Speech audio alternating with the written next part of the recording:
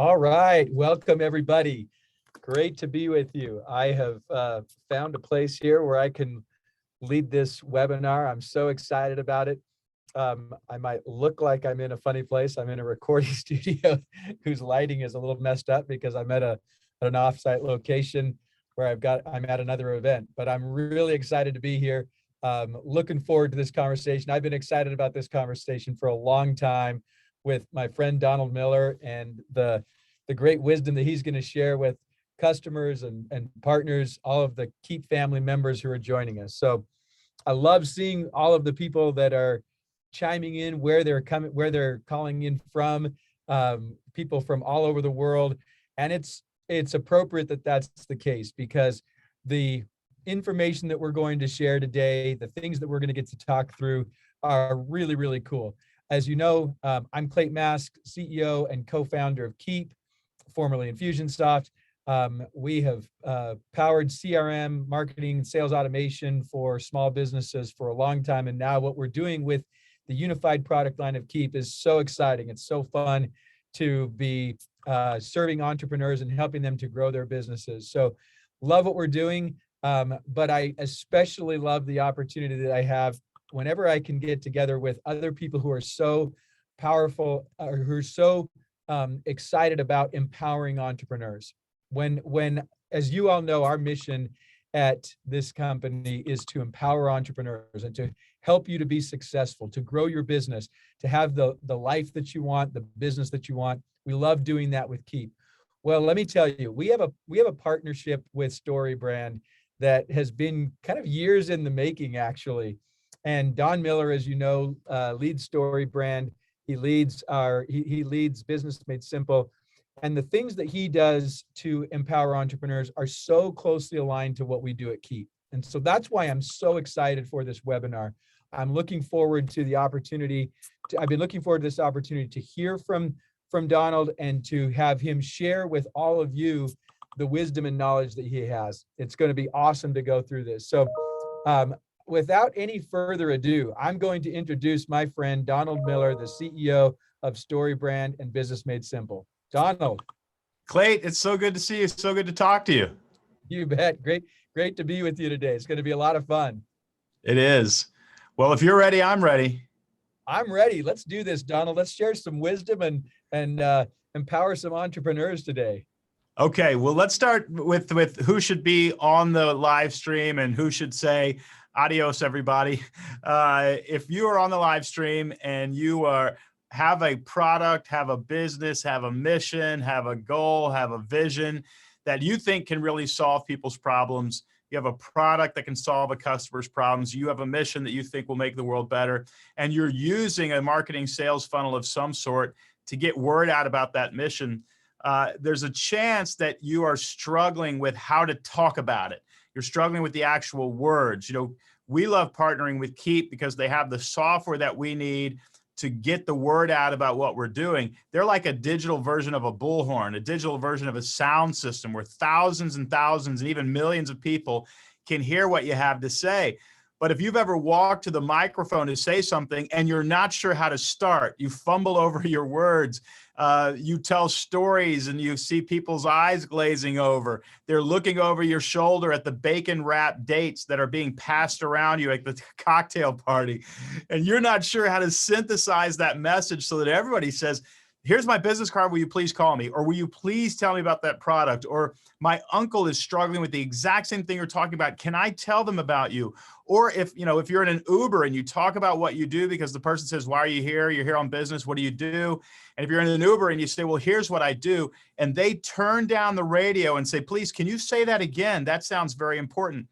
That's the sort of response that we're looking for. And so stay on the webinar if you want a framework that will help you communicate that clearly. And if you don't want a framework that'll help you communicate that clearly, you may think you signed on to Netflix, but you signed on to something else. So Ted Lasso is on a different channel. Great show, by the way, well worth your time. But right now we're going to spend an hour helping you clarify your message so that customers actually listen and customers actually engage. Keap said, my name is Don Miller. I run a company called StoryBrand. I accidentally started this company. I had no intention to start a company like this.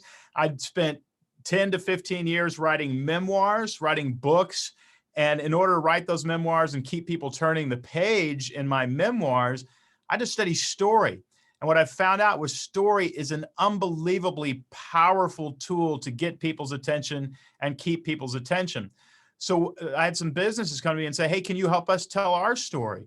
And I said, sure. And so we started doing that. And gosh, that's been about 5 years. And now we're close to a $20 million business, just helping companies, salespeople, business leaders, entrepreneurs, politicians, even sometimes, artists, football players. It's just fun to sit down and say, how can we get you some attention? Because what you've got going on in the world is really good and attention is really hard to get.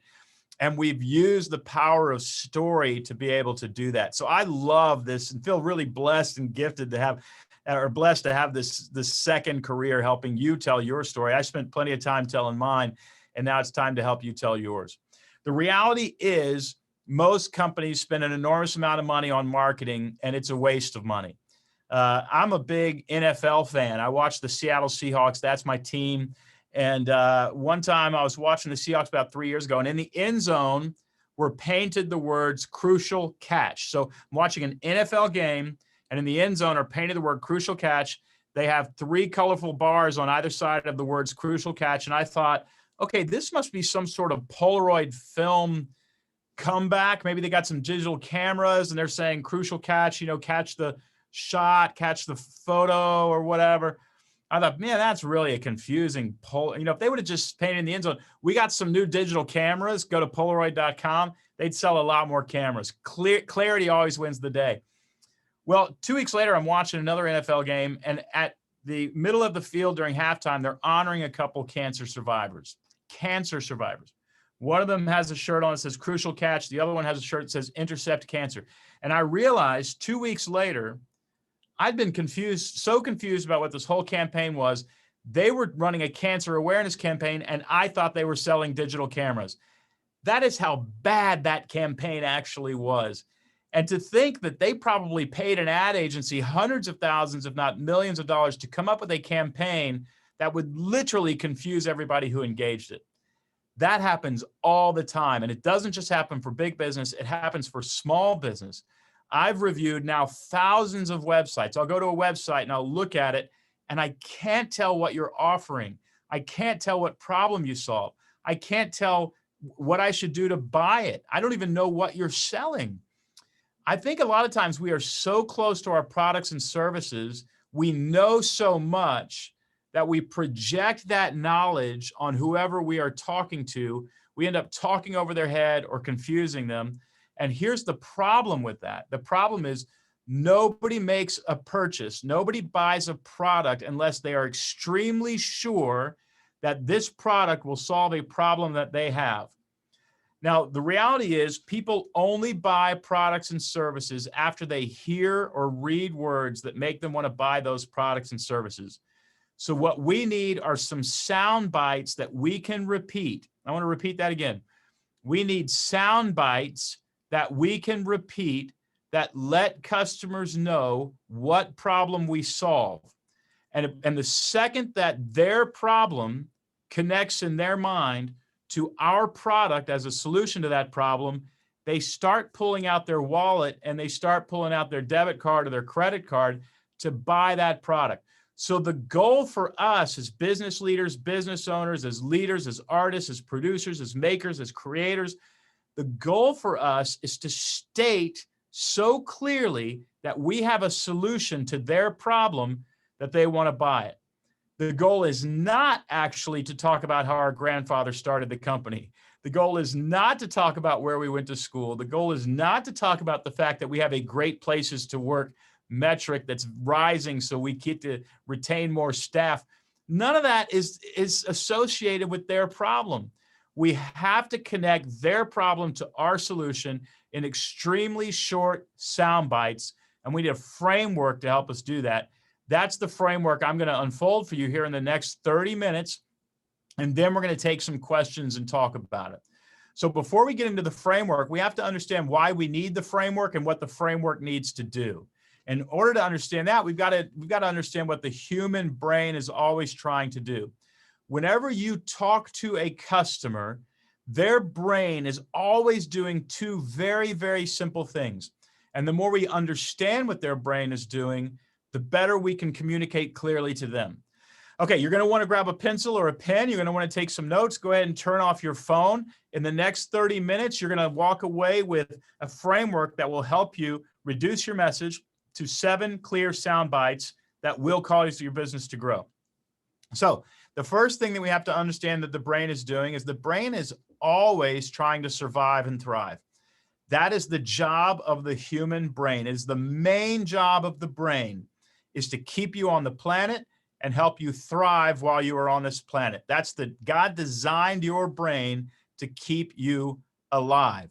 Therefore, you are always scanning your environment. You're scanning websites, you're scanning television, you're scanning the grocery aisle, you're scanning the comments that your spouse is making. You're scanning your environment for information that will help you survive and thrive. That's what the brain is always trying to do. So what does that mean for us as business leaders, as leaders in general? What it means is that we have to associate our product, our service, our movement, whatever it is that we're representing, we have to associate that with the survival of our customer before they will start to pay attention. They will not pay attention to us until they understand how we can help them survive. That's what we've got to do. When I go to your website, I need to understand within 5 seconds how you're going to make my life better. If you tell me the story of your grandfather and how you started a company 75 years ago, that doesn't make my life better. I'm going to bounce off of that website. Now, why am I going to bounce off of that website or not read that email or not download that lead generator if you don't tell me how you can help me survive? Well, the reason is because the brain is burning calories in order to process information. The brain burns between 600 and 800 calories every day just processing the day's information. Your brain is the organ in your body that burns the most calories per day. I know you thought it was your legs when you go running or your biceps when you work. That's not. It's your brain. 600 to 800 calories is, for some of you, nearly half and certainly a third of the calories that you're going to burn anyway. You burn a lot of calories with your brain just processing information. And why? Because the brain is always looking for information that's going to help you survive, thrive, move ahead, save money, make money, build a tribe, connect with human beings, find food, stuff that makes you survive. Your brain is constantly working to do that. Now, the problem is that every human being is encountering more than 3,000 commercial messages per day, but you're also encountering a lot of other information and you're having to process ideas. What are we going to eat for dinner? Should we have so-and-so over next week? Whatever. You're processing information all the time, but there's too much information to process. So what the brain does is the brain decides to listen to some information and not to other. It accepts some information, some data that comes to us, and it rejects most data that it comes encounter with. It just ignores it, doesn't pay attention to it. What your brain's job is to say, who here can help me survive and thrive? Who has data and information that will help me survive and thrive? And if you don't, I don't want to listen to you at all. Now, I know that you've been to networking events or business events or whatever, and you're talking to somebody, you realize within 10, 20 seconds that they're not in your industry. They cannot help you accomplish anything that you're here to accomplish. And they're talking about themselves and how their grandfather started a company. And immediately your brain is starting to check out. You feel yourself sliding away. And you're saying, what you're saying without knowing it, what you're saying is, I don't think this person is interesting, but they're talking my ear off. I've got to get away from them. What your brain is actually saying is they don't have anything that's going to help you survive and thrive. You need to stop burning calories listening to this information, because if you keep burning calories listening to this information, you're not going to have any calories left to burn processing future information that might help you survive and thrive. So the brain is constantly rejecting information. Now, here's why I bring all that up. When I go to your website and you talk about your mission statement and you talk about your grandfather starting the company and you talk about in a very confusing way, an elusive way about, trying to present your brand identity. My mind is literally designed to tune you out. There are marketing agencies that will charge you tens of thousands of dollars to create a marketing campaign that neurologically will turn people away from you. You're literally paying somebody to turn customers away and scare them from ever doing business with you. I've seen it over and over. It drives me crazy. What we've got to do is we've got to have two things: a message that will invite customers into a story in which their problem is solved. And we have to do so in such simple language, they don't have to burn any calories to understand why your product matters. I mean, it needs to be as simple as possible, and simple is difficult. We have a saying around my office. It's this: if you confuse, you lose. If you confuse your customers, you will lose the sale. We want to be incredibly, incredibly clear. In order to be clear, we're going to look at story. Story is a sense-making device. Did you know that 30% of the time, your brain is daydreaming? 30% of the time, your brain is daydreaming. However, when you actually sit down in a theater and Jason Bourne comes up on the screen, or James Bond comes up on the screen, or Rudy is on the screen and he's trying to make the football team at Notre Dame, or Bridget Jones is clearly in love with her boss and she wants a relationship with him, or whatever. Whenever you sit down in a theater and that movie starts, you will not daydream for 90 minutes or 2 hours. You won't daydream. That is how powerful story is. It can hijack your mind and invite you into something that causes you to pay attention. So what we want to do is we want to take a look at the structure of story, and we want to see if it offers us any clues on things that we can say and stories that we can invite customers into that cause them to pay attention to us. And that's what we're going to do right now. Now, before we get into it, I'm going to show you a story structure. Just so you know, stories are very formulaic. In fact, after you listen to this lecture, you are probably going to watch a TV episode or a movie, and you're going to see exactly what I'm talking about. There are formulas that have been used for thousands of years to tell stories. And in the last 100 years, they've been used at the box office theater in order to get you to take your family to a movie and buy 4 tickets to the movie and some popcorn and some Coke. And basically, that's going to cost you about $37,000. And that's your night at the movie. And you're going to be sucked into that movie and you're really going to enjoy it. You're going to engage. And the reason is they used a formula. And that formula is not new. That formula is about 2,500 years old that we know of. It was first written about in Aristotle's book, Poetics. So this is old stuff, and it's been used to compel a human brain for a really, really long time. Okay, so if you're okay understanding the formulas, let's look at one of the formulas. There are actually 7 of them. This is a conglomerate formula. It takes the high parts of all the formulas together. And let's look and see how we can clarify our message to get people to pay as close attention to our brand as you paid when you were a kid to Daniel and Karate Kid trying to win the karate tournament. You want people that engaged in your brand. I think we can do that. All right, the very first thing that happens in a movie is you have a character. The character shows up on screen, and that character has to want something. Daniel has to want to win the karate tournament and beat up the bully. King George has to want to be able to give a really good speech. Jason Bourne has to want to know who he is and what's going on in this confusing world. Again, Bridget Jones has to want to marry her boss. There has to be something that is extremely clear, and that clarity has to be stated in the movie because that's what the movie is about. Just the other day, we were on a family vacation with a bunch of Betsy's brothers and sisters and a bunch of little cousins, and we turned on National Treasure. I think it was National Treasure 2, and we watched that movie on our little beach vacation because sadly it was raining outside. And at one point, Nicolas Cage's cohort looks at him and it says, I can't remember what Nicolas Cage's character is in National Treasure, but essentially he says, Nicolas Cage, they are going to try to steal the Declaration of Independence. And Nicolas Cage says, and we've got to stop them. What that is in the movie It's called the movie theme. It's the statement of the story that they're going to present. What they did was they might as well have turned to the camera and said, hey, movie-going audience, just a second. Here's what the movie's about. The bad guy's going to try to steal the Declaration of Independence. We have to stop him. Can we stop him? I don't know. Pay attention for 90 minutes because we're sure going to try. Go get some more popcorn, come back, and we're going to get going. They might as well have said that. It was stated so very clearly. Why do they do that? Because the story needs to, the audience needs to know what this story is about. Now, there are two mistakes that storytellers make, and they're the same mistakes that business leaders make running their business and promoting their brand.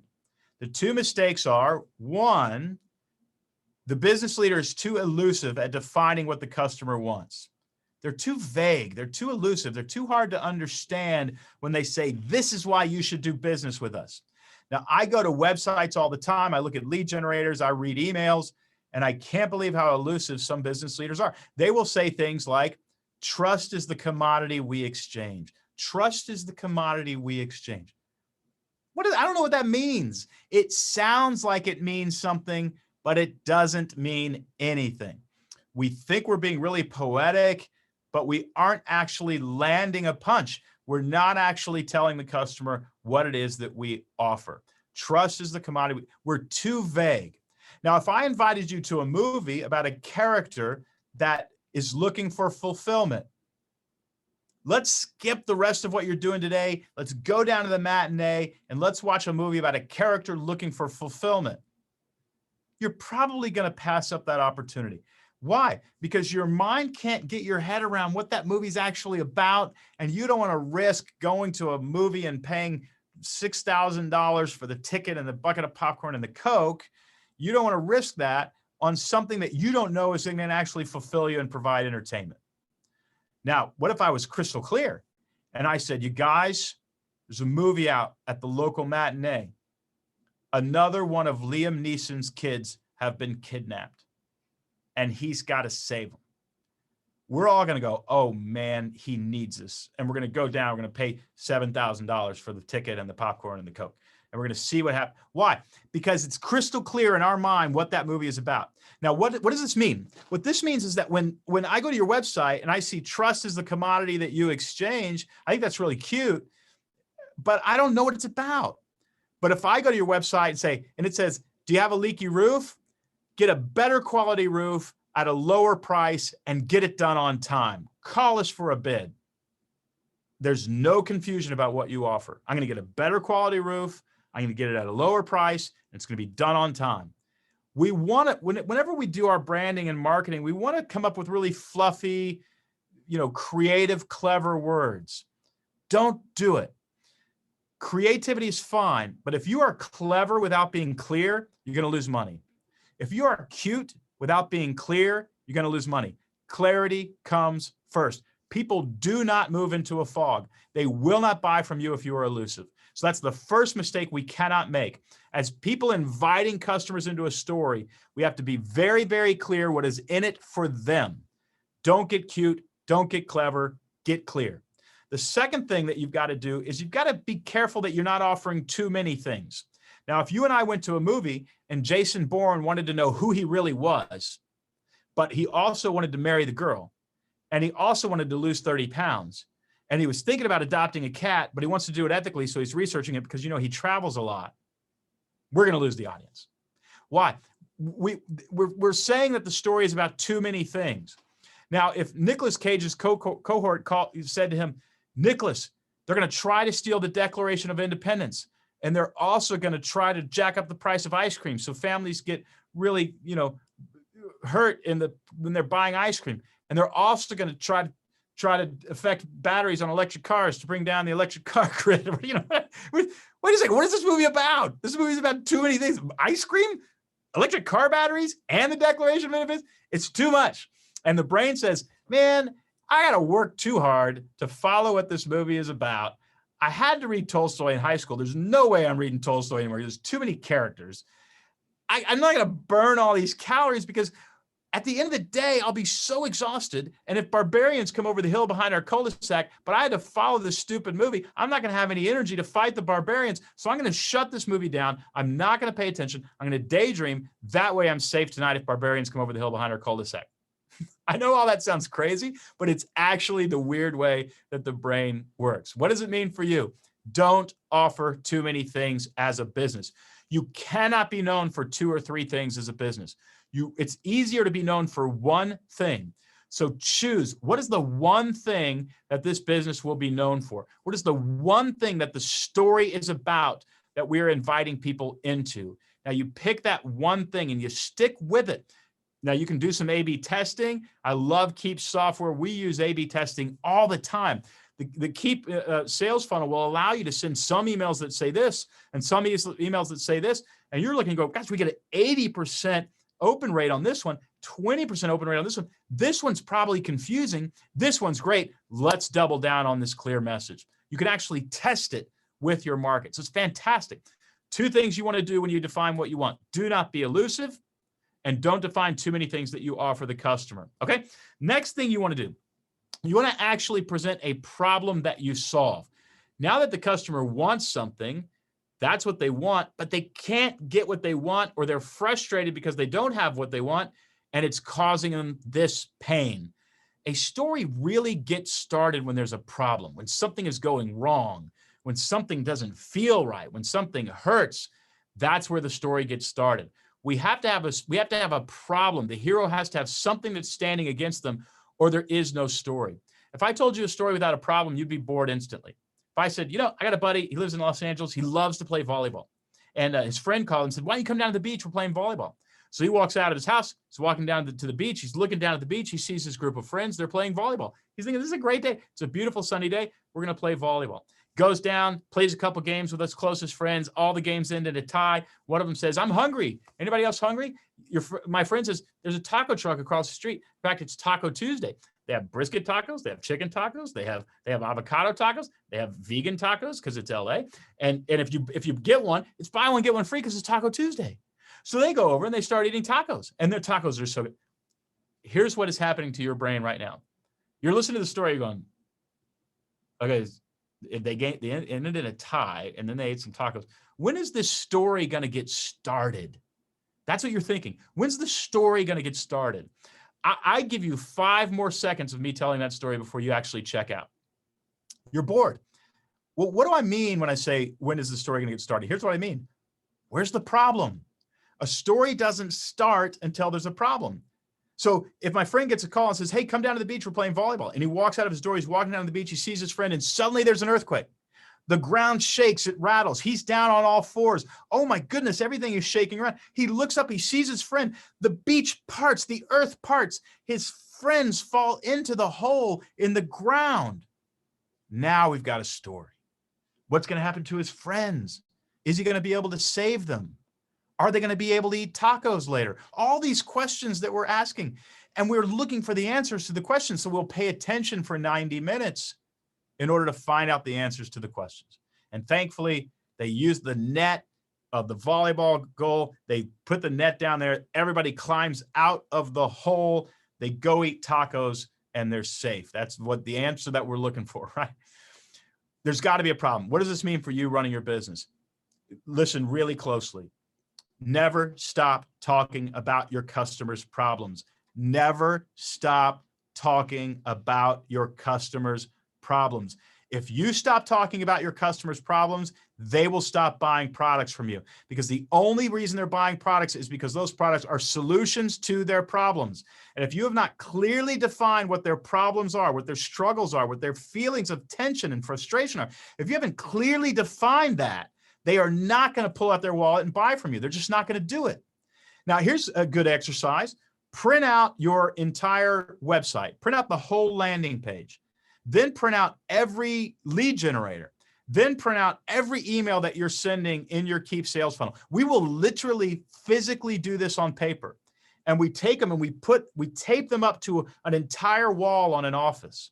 And then we'll get a red Sharpie and we'll circle everywhere that we are talking about our customers' problems. Because when we circle that problem that we're talking about, their problem or the way that they feel or the frustration that they have, what I call that is hooks in the water. Now, if we're fishing, we're only going to catch fish if we put the hooks in the water. So if you print out your entire sales funnel and you circle everything that everywhere you're talking about your customers' problems, and you look and you go, oh my goodness, we are not talking about our customers' problems, you're not catching any fish because there's no hooks in the water. The problem is the hook. The problem is the hook. We've got to figure out how to talk about our customers' problems in such a way they say, oh, that hurts. I want to buy. Let me give you an example. Let's say you're at a party and you talk to two different people who do the exact same job. They have the exact same quality product, and they charge the same price. You go to the first one, you say, what do you do for a living? And they say, I'm an at-home chef. You say, oh, that's very interesting. Where'd you go to culinary school? I studied in France. Oh, that's really cool. What are your favorite restaurants here in town? Have you ever cooked for anybody famous? You're just going to make small talk because they're an at-home chef, and that's kind of interesting. You go to the second person. Again, they do the same thing, same quality, same price. You say, what do you do for a living? And they say, well, you know how most families don't eat together anymore? And when they do not eat healthy? I'm an at-home chef. I come to your house and I cook a very healthy, amazing tasting meal so that you can sit at the dinner table and look your children and your spouse in the eye and deeply connect with them. And you know what? When you're done, you don't have to feel guilty because everybody ate a very healthy meal. By the way, I've got room next Thursday if you want to talk about how I can cook for you. Who's going to do more business? Chef 1 or Chef 2? You know, Chef 2 is not going to do more business. They're going to do all the business. Chef 1 is not going to do business. Chef 1 told their story. Chef 2 invited you into a story in which your problem of not being able to sit down and eat with your family because you're so busy has been solved. The problem is the hook. The value of what Chef 2 brings to the table is dramatically elevated because their product solves a problem. So let's stop telling people just what we do. Here's a rule. Never tell anybody what you do without first stating the problem that what you do solves. You will dramatically increase the value of what you offer. Next, we have to show up in their story. And we're going to show up as the guide. Now, the guide is a character in the story that you're going to notice in a lot of movies as you watch movies from now on, or if you read. There's a character that shows up in the story that helps the hero win the day. They are usually older, they are wiser, they have been there, they have done that, they have what it takes to help the hero in their current dilemma. Think about Katniss in Hunger Games. Haymitch, Woody from Cheers, shows up and he helps Katniss win the Hunger Games. Think about King George in the King's Speech. He's got this stutter, he's got to give a speech. So Daniel, the old drama teacher, comes and he helps King George. You know, on and on. Yoda helping Obi-Wan to Kenobi, helping Luke Skywalker. Mr. Miyagi helping Daniel in The Karate Kid. The guide helps the hero win the day. Here's the biggest paradigm shift you're going to hear today. Never position yourself as the hero in the story. Always position yourself as the guide. Never position yourself as the hero in the story. Always position yourself as the guide. You are the expert who has been there and done that and can help the hero win the day. 2 reasons you don't want to be the hero in the story. First, the hero is weak. I know you think heroes are strong. Watch any movie that you love again. They are weak all the way through. They are only strong at the end. They are ill-equipped, don't have what it takes, having to try very hard, getting their teeth smashed in the whole time. They are filled with self-doubt and in desperate need of help. You do not want to position yourself that way as a brand. You are the strong character in the story. And the strongest character in the story is the guide. Now, the story is not about the guide. The story is about the hero. So don't make the story about yourself. Make the story about your customer, but play a strong and capable role in that story. So how do you play the guide? 2 things. 1, empathy. When you say to your customer, I feel your pain, I understand. I've met a lot of people who struggle with what you're struggling with. Empathy. You connect with your customer when you care about them. So print out your website again. Use a green Sharpie and circle everywhere when you express empathy. That is where you connect with your customer. Next, not just empathy, you have to demonstrate competency. Not only do I care about you, but I can get you out of this jam. Not only do I understand your pain, but I've helped hundreds, if not thousands of people who are struggling with exactly what you're struggling with, and I can get you out. It is empathy and competency that position you as the guide in your customer's life. So print out all your marketing material, circle everywhere you have empathy, circle everywhere that you have demonstrated your own competency. And there are many ways to do that, right? So empathy and competency, we position ourselves as the guide in the customer's life, and we help them win the day. Next, and this is where a lot of people think of this as kind of simple, and it is kind of simple, but you need a plan that your customer can walk into. Let's think about where we've been in this story so far. We've identified what they want. We've identified what their problem is. We've positioned ourselves as a caring and competent guide, and they are ready to place an order, right? They're more ready to place an order than they've ever been, but this is the first time that they've actually had to put skin in the game. This is the first time where they've actually had to pay you money, and that, my friends, is a risk. Most people are risk averse. They're not going to make that decision. What reason is, I'm not exactly sure if I'm going to get my money back out of this. I'm not exactly sure if I'm going to get what I value out of this. I don't know if this is going to work. I could feel like a fool. Now, they aren't consciously saying this to themselves, but their subconscious is feeling this way. So what we want to do is we're going to give them some baby steps. Hey, no big risk, no big risk. Let's say our chef friend said, I work with families in 3 phases. Phase 1, I come to your house. I do about a 30-minute conversation with you. I just ask, do you have any food allergies? What's the favorite meal you've ever eaten in your life? I want to know that from every member of the family. What time do you like to eat? Are you okay with leftovers the next day if you want to eat some lunch? We just have a 30-minute intake conversation. By the way, that is completely free. Second, phase 2, I come to your house. I cook 1 meal. There's going to be some leftovers. You can have some lunch the next day. The meal's going to taste great. That meal is going to cost you $125 for your 4-person family. You're going to get 2 meals out of it. It's a pretty good deal. Phase 3, if you want, I work on a month-to-month retainer. I can come once a week, twice a week for 1 month. And if you want to cancel at any time, you just pay in advance a month, and I can start cooking for your family. Remember, the first meeting is free. I've got room on Thursday. Would you like to talk?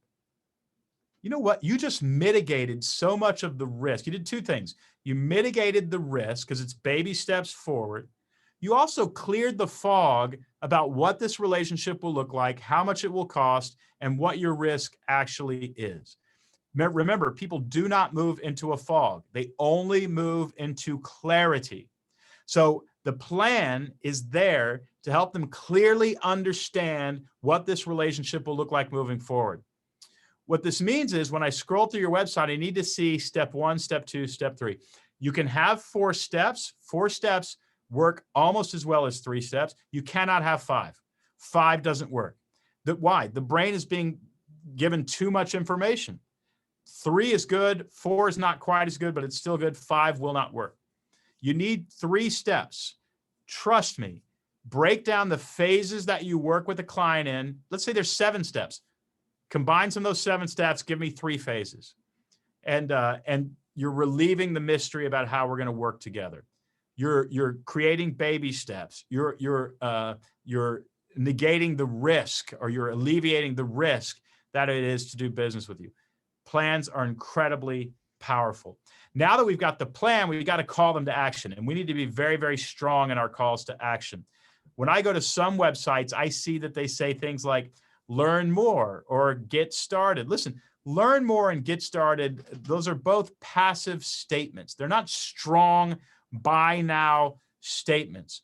We need to know what you want us to do. Do you want us to buy the product? Then ask me to buy the product. You want very strong calls to action in your marketing material that say, buy now, schedule an appointment, call us today. Let's get this thing done.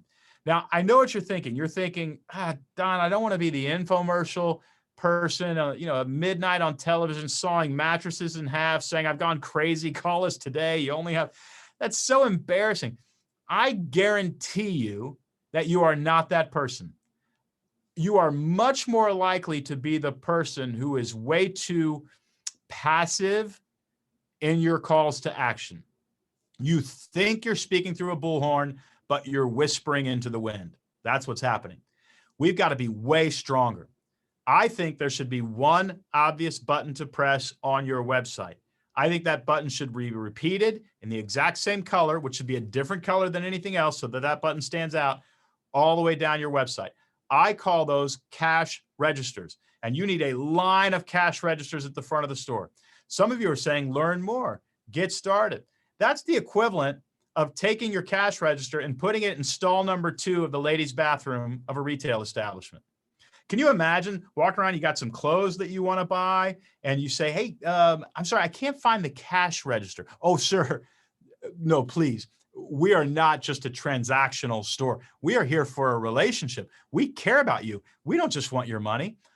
Man, that is really, really sweet. Can you tell me where I can buy these clothes, though? Oh, sir, please, please, please, please. We just want to be friends.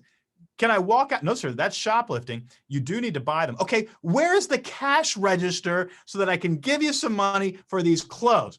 Sir, I'm only going to tell you, stall number 2 in the ladies' bathroom. That's where we put the cash register, because we're not about transactions. We're not about money. You know what you are? You're really weird and confusing, because the only reason I came to this website was to solve a problem. And in order to do that, I got to give you money. So if we're going to have an authentic relationship in business is by nature a transactional relationship. And if you're pretending that you're your customer's friend, even though you've never met them, that is an inauthentic relationship.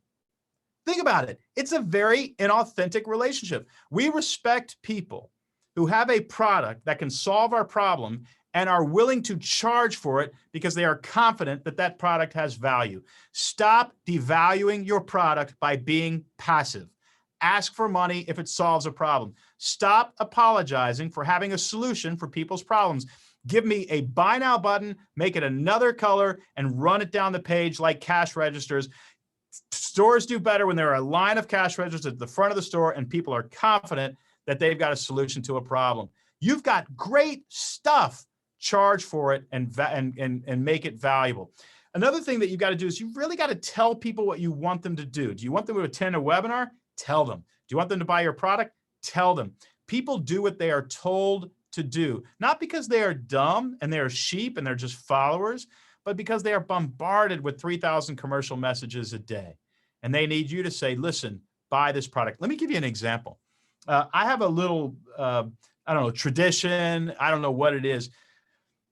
15, 20 years ago now, I was a young man. I never went to college, by the way. I did like a semester or two at Alvin Community College in Alvin, Texas, home of the Fighting Dolphins. We will splash you.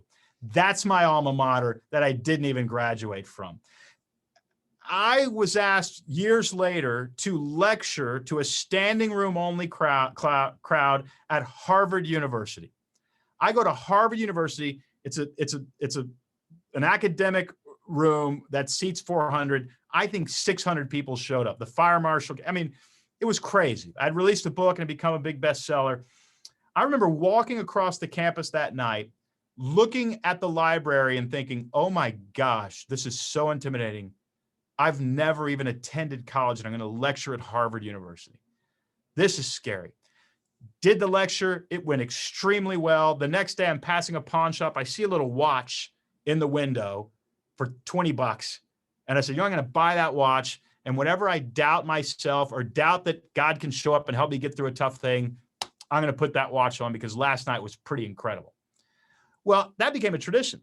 And I've since bought, 4 watches, maybe 5 watches, because cool things happen in your life. And I never want to forget. Really what I want to do is I want to give them to my kids someday. And when they struggle with something, I want to say, listen, God shows up for you. Wear this watch. It'll give you a reminder that you can do things you never thought you could do. That's really why I did it. Well, my company went past 10 million several years ago. Now, I got to tell you, I've never spent more than like $100 on a watch because I'm a cheapskate. Never spent more than $100. My company went past 10 million and my wife said, you should go get a nice watch. You actually don't own a nice watch. And we were in the airport in Tel Aviv, Israel. We had 3 hours with nothing to do. And there's a watch store. And I walk into this watch store. There's a watch. It was $800. I promise this story's going somewhere. It was $800 watch. I've never spent that kind of money on a watch. And I put it on and I said, boy, this could be the watch. We did 10 million. By the way, it took me 2 years to buy the watch for going over 10. We were at 16 million by the time I bought the watch. And I put it on and I told the guy why I was going to buy it. He said, man, that's a beautiful story. I said, I took it off and I said, you know what? I'm just going to think about it. He said, you're going to get on an airplane. You're not going to think about it. I said, listen, put it away. I'm not going to buy the watch. And this is what the genius salesperson did. He looked at me and he said, do you want me to put this into a box so that you can take it home on the airplane and celebrate the fact that you built a $10 million company? And I said, yes, I do. That's exactly what I want you to do. And I pulled out my credit card and I paid $800 for a watch. I discovered later it's made by Swatch. It's not even a nice watch. I mean, it's cool looking, but whatever. My kids, literally, they're going to go, Dad, great story. You're a cheapskate. Get me a nice watch. Anyway, so I did that. But what he did was he had the confidence to say, Don, this is what you actually want to do. And you know what? I love that watch. I love that watch. It's a great watch. And it's a reminder that I'm capable of building a $10 million company. I'm so glad the salesperson drove strong to the hoop, didn't apologize, didn't act like a victim, but said, this is a beautiful reason to buy this watch. It's not that expensive of a watch. I think you want me to sell you this watch. And of course I did. Call your customer to action. Stop being afraid. Okay, we need two more things in our brand script. We need a success and a failure. There need to be stakes in the story. If I buy your product, what beautiful thing is going to happen? What will my life look like? And if I don't buy your product, what terrible thing could happen? And how is my life never going to be great again because I didn't buy your product? Stakes in the story. If you remove stakes from the story is over. It's worthless. If Liam Neeson gets a call while he's flying across the Atlantic to save his daughter, and the equivalent of the European FBI says, Liam, you won't believe it. Your daughter was kidnapped, but it was a college prank. These were some friends. They were having a great time. She's actually okay. She's here at the station. She's not harmed. She's in a great mood. She's drinking some tea. She wants you to come over the ocean anyway because she'd like to do some shopping in the West End and she wants to talk to you about grad school. Then 90 minutes of them shopping in the West End, they keep trying on dresses, all the dresses fit, and they're all half price, and it's clear she's going to Dartmouth. We have lost the plot of this story. Why? Because we removed the stakes. Nothing good or bad can happen based on whether or not Liam Neeson goes over and gets the job done. We ended the story. You have got to put in your messaging stakes. This is what your life can look like if you get a new roof. This is what your life will look like if you don't. This is what your life will look like if you buy a watch. This is what your life will look like if you don't. There have to be stakes in the story. So what does this mean? This means there's some questions that we need to answer in our marketing material. The first is, what do our customers want? The next is, what are our customers' external, internal, and philosophical problems? There's 3 levels of problems. I get into that in my book, Building a Story Brand. But right now, you just need to know, talk about your customers' problems. Have you positioned yourself as the guide that the customer can trust? Have you created a 3-step or 4-step plan the customer can go down in order to solve their problem? Are your calls to action strong, confident, and clear? And what can be won or lost based on whether or not I buy your product? Now imagine printing out your website, your lead generators, your emails, putting them all over the wall like Mel Gibson in that movie where he plays a conspiracy theorist. You get a whole packet of Sharpies, different colors, and you circle everywhere you see that you're identifying what the customer wants. Then you circle everywhere that you're talking about their problem. You circle everywhere that you're demonstrating empathy and competency, positioning yourself as the guide. You circle the 3-step plans that you offer. You circle your calls to action. You circle an imagining beautiful life of the life they can live if they buy your product. And you circle the terrible, tragic consequences of not buying your product. What you should have in a good marketing campaign is every single word in your sales funnel is circled. There should be nothing, and I mean nothing, on that website or in that sales funnel that is not circled. If you do have stuff in there that's not circled, you risk creating noise and not clarity. What is noise? Well, noise is just sound waves that tickle your inner eardrum. They're actually invisible. Of course, they're invisible. They're silent, but they're waves, they're vibrations that reverberate in your eardrum and create noise in your ear. That's what noise is.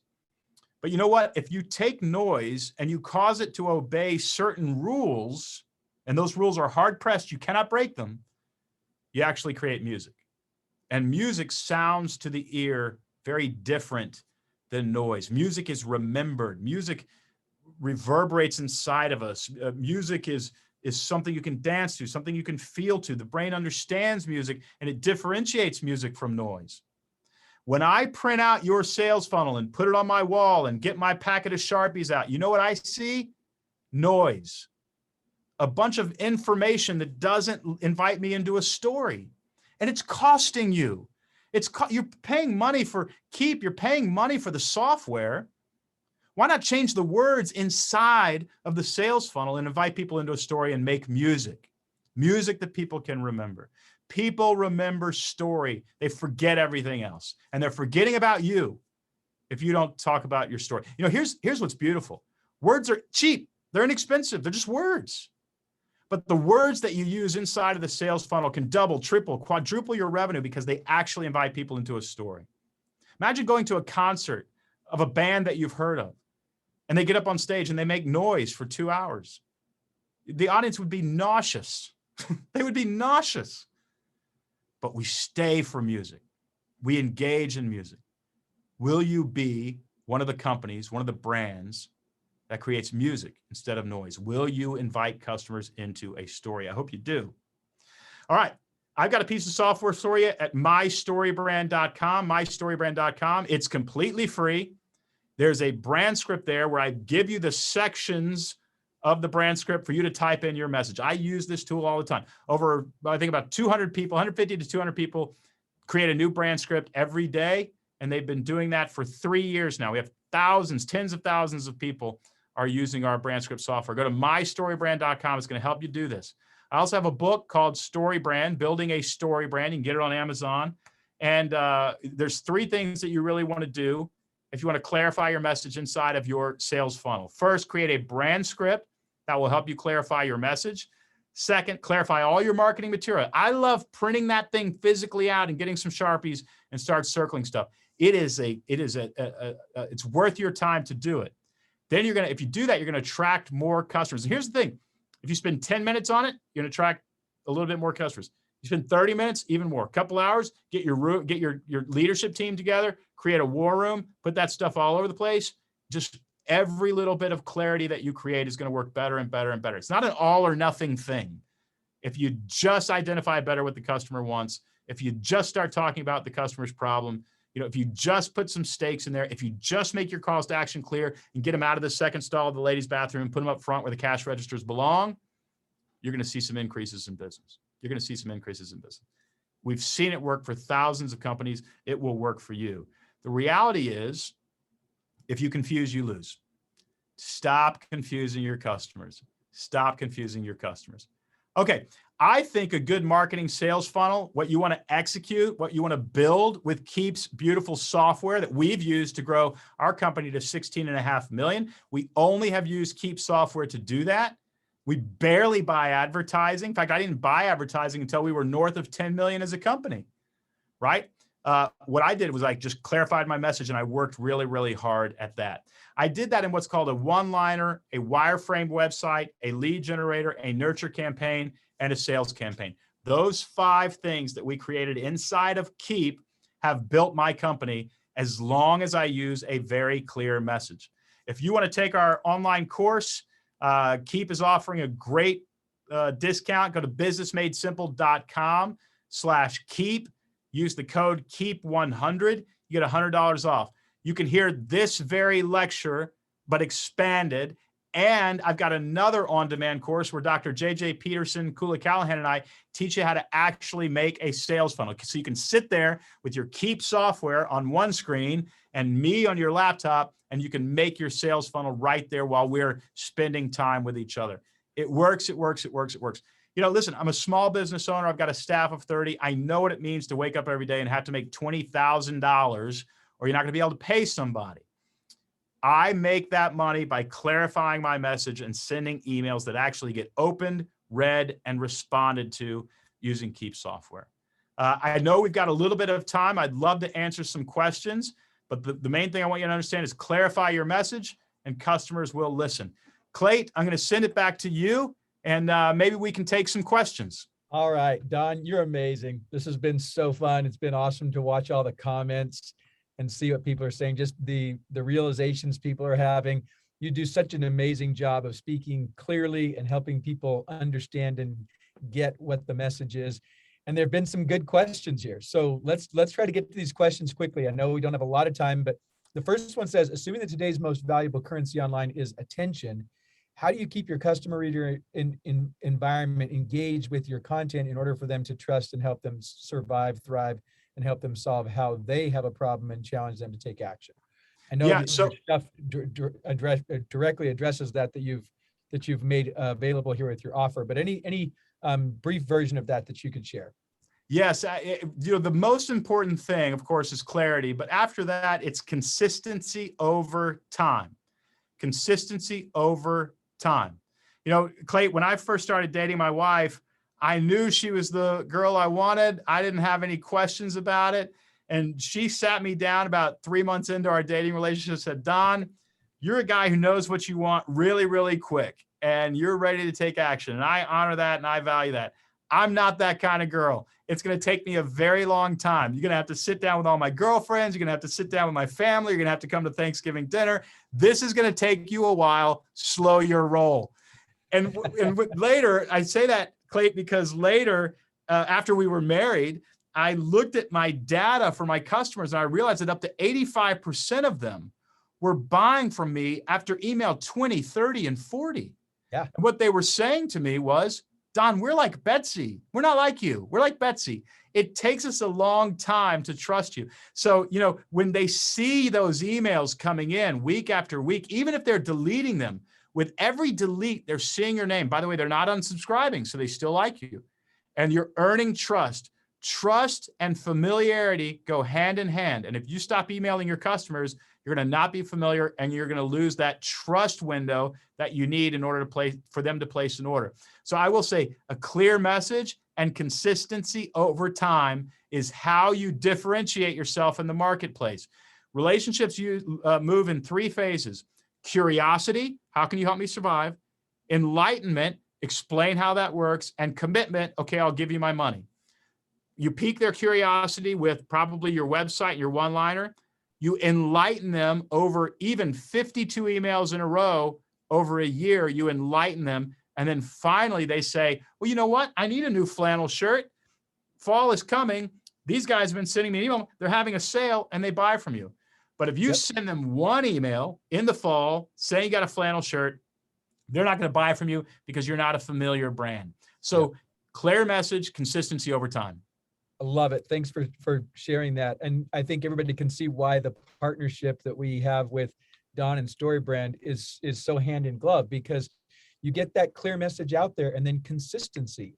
I share all the time, Don, that the data is very clear that on average, people need to hear the message 7 times on average. On average. And I think on average 50. Before they understand it, but Clay, 85% of our sales come after the 20th and 30th email. So yeah, it's amazing, isn't it? You yes. have to be consistent with that. And so thanks for sharing that. Let's go to the second question.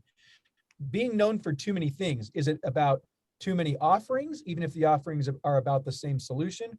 Or is it literally to just have one offer? What if people are at different places in the funnel? You can have multiple offers, but they all have to fit underneath one controlling idea. So let me explain that real quick because I think it's really important. There's a controlling idea in a movie. They're going to try to steal the Declaration of Independence, and we have to stop them. That's called the movie plot. Now, under that movie plot, there are subplots. There might be a love story. They have to get out of this hotel, and there's bullets flying through the door. They have to ride this motorcycle and get away from these guys. They have to hide out in this farmhouse and hope the helicopter doesn't spot them. All those subplots, though, fall under one plot. So, my friend Dave Ramsey is a great example of this. The plot of his entire $250 million organization is financial peace. We help you with financial peace. The subplot is entree leadership for small business, business boutique for young female business owners, life insurance, real estate, financial advice. All of those are subplot offerings within one plot called financial peace. So what we've got to do as business owners is make sure that there's a controlling idea about our business. We help you clarify your message, or we are small business consulting, or we do all sorts of home repair. If home repair is your overall plot, plumbing, HVAC, lawn care, all of that might be under the plot of a beautiful home. So just make sure that all your subplots fit extremely well under the one thing that you're known for, and you will be okay. Perfect. Well said. Thanks so much for sharing that. And we've got one other question, which is about where's the best way for them to get started, and that really is the offer that you've made here. So totally appreciate that. Is there anything else you want to say about this special offer for Business Made, which is at businessmadesimple.com/keap? Anything else you want to say about that, Don? Why is that the right place for them to start? Well, in order to clarify your message, Clayton, you know this because you guys have been so clear in building your amazingly successful organization. In order to clarify your message, you actually have to sit down and burn a lot of calories to make things clear. You've got to sit down with your team or yourself and go through the process of creating a brand script. And it's not going to be all that easy. It's going to take some time. But every calorie that you burn clarifying your message is a calorie your customer doesn't have to burn to understand why they should buy from you. So if you spend 10,000 calories clarifying your message, 100 million calories do not have to be burned by the thousands of people who would then buy your product. The work is worth it. Burn the calories for them so they don't have to think in order to buy your product. Brands that do it, they win. I love it. Well, so well said, Don. This has been so fun. I can't tell you how much I've enjoyed building this partnership over the last couple of months, from the point that you and I talked to the podcast we've done to now this webinar, and getting you more ingrained in our customer base and helping them, and us helping your people to take that message they have and get it out to the world through Keap. I'm honored that we've been a small part of your success as you've been building StoryBrand using Keap. I love hearing the success stories, and I'm so pleased to be able to recommend you with the highest level of confidence to our customer base. I don't take lightly. We don't just go and promote lots of different people. We really try to help our customers cut through all the stuff that's out there and find the things that will really help them grow. That's what we stand for. We stand for small business growth, and we love partnering with you. I would just say to our customers, you don't want to miss this opportunity that we've shared with this special offer. The world of Don Miller's StoryBrand and Business Made Simple is so empowering to entrepreneurs, which is the purpose of our company. Our purpose is we empower entrepreneurs. Our mission is to simplify growth for 1 million entrepreneurs worldwide. The thing we stand for is small business growth. We've got such a perfect hand in glove relationship with you, Don. So I just appreciate everything you brought here today. Well, Clay, thanks so much. We love the relationship too. And without the software, I wouldn't be sitting here today. We wouldn't have built this company. So I'm very grateful for the tool you've created. It's a great partnership. Awesome. Thanks, Don. Thank you all for being here. Go take action on this. We've made a really clear call to action. We followed what Don has shared here. Go to businessmadesimple.com/keap. You'll get $100 off. And more importantly, you'll be on a path to clarifying your message and getting it out there so you can grow your business. Thanks for all you're doing. As always, keep going, keep serving, keep growing.